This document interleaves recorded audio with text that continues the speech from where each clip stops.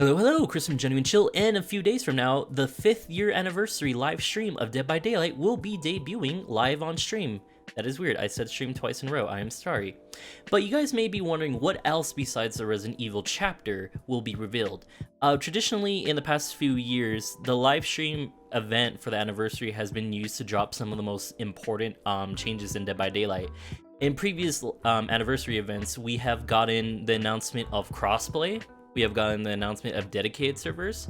We've also had the announcement of MMR-based matchmaking that never went through. So, I'm making this little video to show you, well, not show you, but to tell you what to more or less expect with how this event is gonna go and what they may announce. So let's start with the big thing, the big elephant in the fucking room, which is the Resident Evil chapter, because, I mean, who's not excited for that? But I got a little warning for you guys. Just know the Resident Evil chapter will not happen until the end of the stream. This has been part of the anniversary's format for 2 years in a row. Both the Ghostface and the Silent Hill chapter were not shown until the end of the stream. This is a very common tactic when it comes to live stream events. They want you to watch everything, so they save the best for last, so they can make sure you stick around for the entire thing. Now, the good news is because of this and because of previous year with Silent Hill, we can actually expect a full gameplay revealed to be at the anniversary event this Tuesday. And if this goes down just like how it went with Silent Hill, you could expect a lot of things. You could expect obviously the characters of the Survivor and Killer reveal, but you could also expect them to debut the perks, the Killer ability, possibly the legendary skins that may come with the chapter. When Silent Hill was debuted at the last year anniversary stream, they did debut Lisa alongside of the chapter. So if it turns out we get, let's say we get Leon and Claire, they may debut legendary skins of Chris Redfield and Jill Valentine right next to that. So really, it's just a win-win in that situation. And the big thing is, Resident Evil definitely matches Silent Hill in popularity, and Silent Hill was the last DLC to debut with an actual map. So we could actually expect them to drop a new map with this chapter. And since Resident Evil is a franchise that not only is known for its amazing characters and monsters, they are known for their amazing environments. So anything's on the fucking table. We could get the original mansion from Resident Evil 1, we could get the RPD station from Resident Evil 2, we could get fucking Raccoon City from Resident Evil 3. Anything's on the table. And that is because we do not know what killer or what characters are going to be themed or what the chapter is going to be themed on. But yeah, just keep in mind this will not be until the very end of the live stream. What you can expect in the middle is a ton of community building stuff. Each anniversary event has like a large showcase of community projects ranging from really cool fan art, some pretty funny memes, and the debut of the new Fog Whispers. Last year, there was a Fog Whisper showcase to introduce the new members, so if there's any underrated streamers or YouTubers that you really like, they may make an appearance this stream. Don't expect to see my brown ass though. I am not a Fog Whisperer. And, well, I mean, I am Mexican, but I wouldn't describe myself as brown. I would describe myself as like a bean watercolor, really. So this tends to take up the middle part of the showcase. So if you need a bathroom break, that's usually going to be the time to do it, because right after that is going to be the debut of the Resident Evil chapter for the last portion of the show. I recommend you stay because they usually show some pretty cool stuff. You might see some very familiar faces like Otstavra, Otofu. Now let's speak about actual content besides DLC. The Twitter post revealed that the Realm Beyond is listed as a section for this upcoming stream.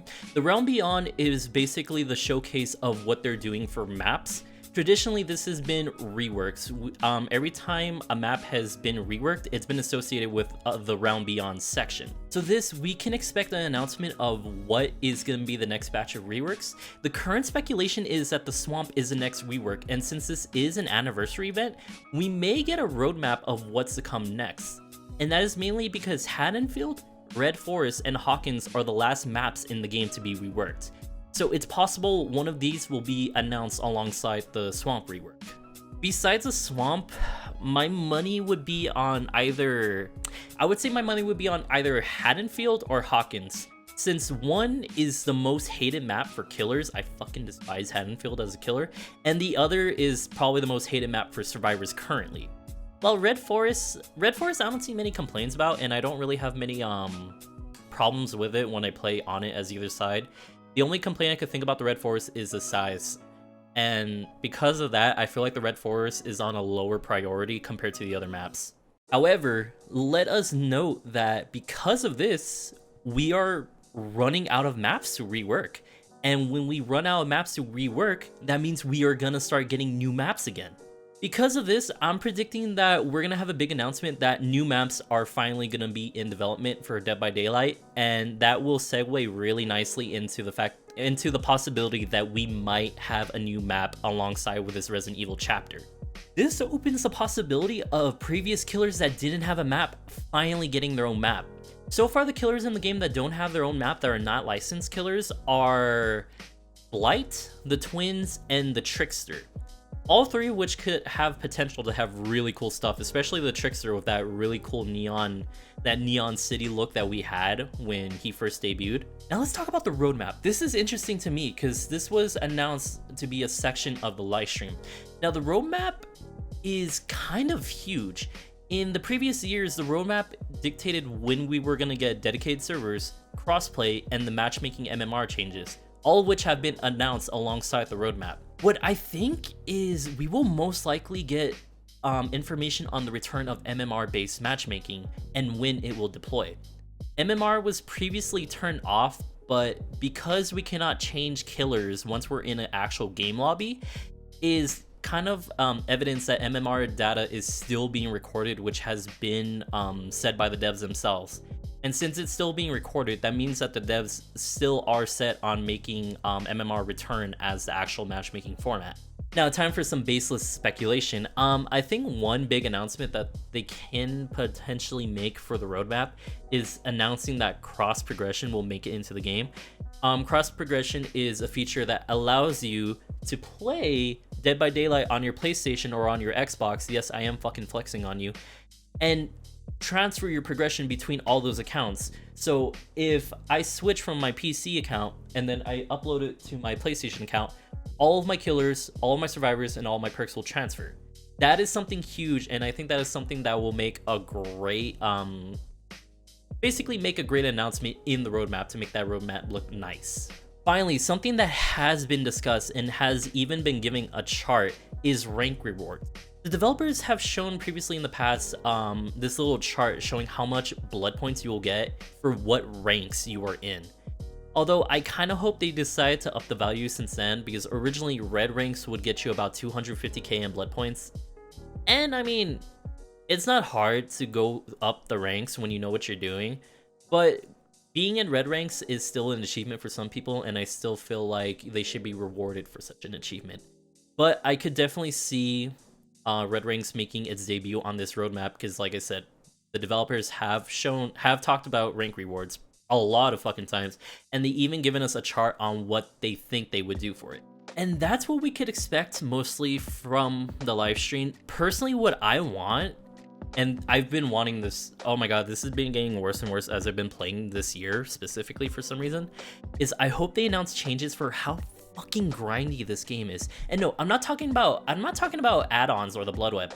I actually think, this might be an unpopular opinion, I think the Blood Web is perfectly fine. What I think the problem is how they distribute the perks. Every time I start a new survivor, it's a fucking drag, because I am at the mercy of RNG to get the builds that I want. And no, I'm not even talking about the small PP build. I don't need the small PP build because I already have that in real life.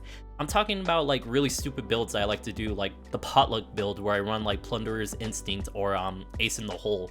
So what I want most to kind of like relieve that grind is the announcement of perk tiers just being fucking yeeted out the window.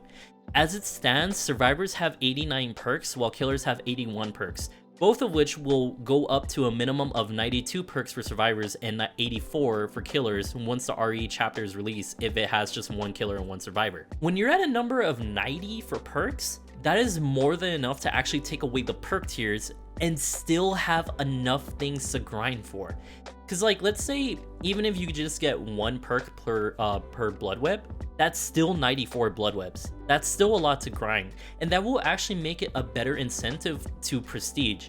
I have 1,000 hours in Dead by Daylight. Only 3 of my killers are actually prestiged. with Hillbilly being Prestige 3, Huntress being Prestige 2, and I think Leatherface being Prestige 1. But other than that, I don't think it's worth it to Prestige because it's so fucking grindy to get the damn perks you want. So that's my personal hope for this event. In the comments, fuck, dude, let me know what you guys want. Like, I'm very curious to see what the community wants in general. I'm not a big streamer by any means, so I'm probably not gonna get a lot of comments, but everything I read from you guys, especially from that last Resident Evil video, was really cool to kind of like look over and discuss. But anyways, I'm Chris from Genuine Chill. If you liked the video, you should like the video, and please subscribe. Please. I said it last time. I graduate college. I don't know what the fuck I'm doing anymore. Please send help. But anyways, I hope to see you guys next time, and please enjoy the anniversary event.